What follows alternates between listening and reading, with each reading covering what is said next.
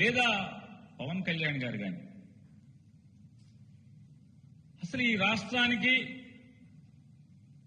వారేం చేయదలుచుకున్నారు?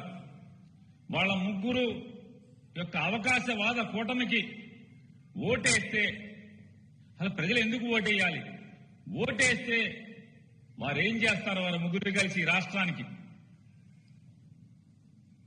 అలాగే 2014లో వీళ్ళ ముగ్గురు కలిసి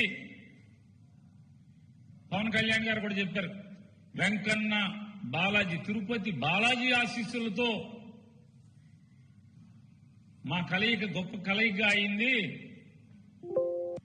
అని చెప్పారు. మరి 2019లో